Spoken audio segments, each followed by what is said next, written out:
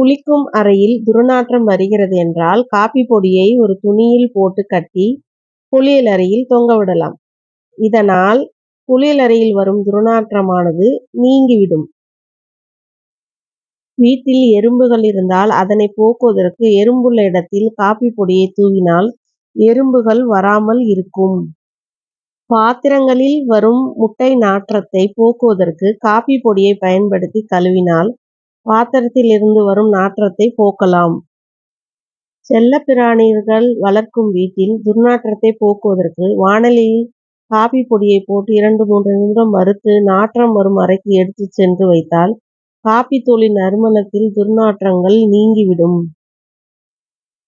தோட்டத்தில் நல்ல வளமான மண்ணை பெறுவதற்கு தோட்டத்தில் சிறிது காபி பொடியை தூவினால் மண் சத்து நிறைந்ததாக இருக்கும். ஏனெனில் காபி தூளில் பாஸ்பரம், பொட்டாசியம், காப்பர் மற்றும் மாக்னீசியம் போன்ற சத்துக்கள் நிறைந்துள்ளது.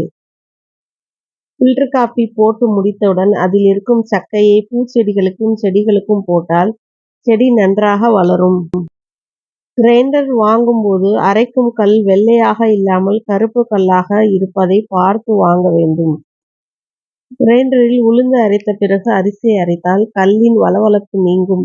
உளுந்தும் கணிசமாக இருக்கும். இட்லியும் பூ போல் வரும். குளவியில் உள்ள கட்டையை தண்ணீரில் ஊறி இறுக பற்றி போய்விட்டால் உடனே மாற்ற வேண்டும்.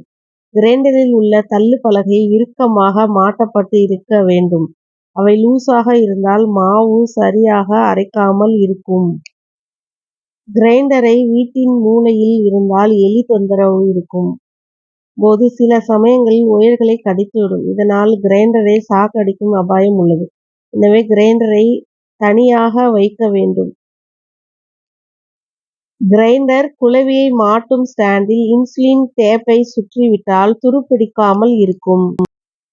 கிரைண்டரிலிருந்து கொரகொரவென்ற சத்தம் அதிகம் வந்தால் பேரிங் பழுதடைந்து இருக்க வாய்ப்புள்ளது.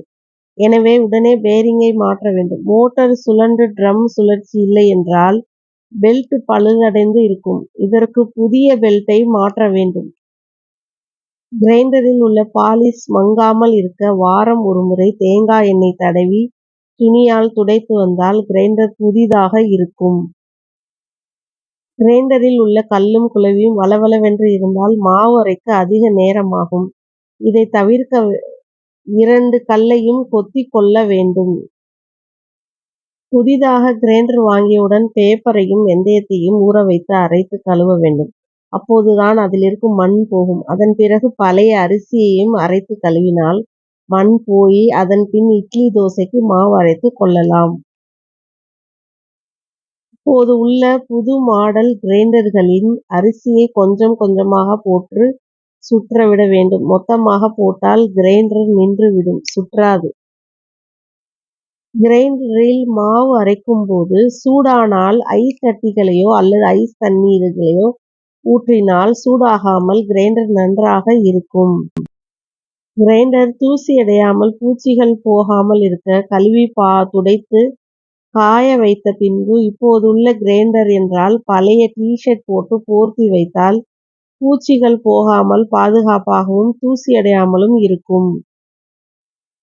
பழைய மாடல் கிரைண்டர்கள் தூசி அடையாமல் பூச்சிகள் வராமல் இருக்க கிரைண்டரை கழுவி காய வைத்த பின்பு பழைய நைட்டி அல்லது பழைய சுடிதார் உறை போல் போட்டு வைத்தால் பாதுகாப்பாக இருக்கும்.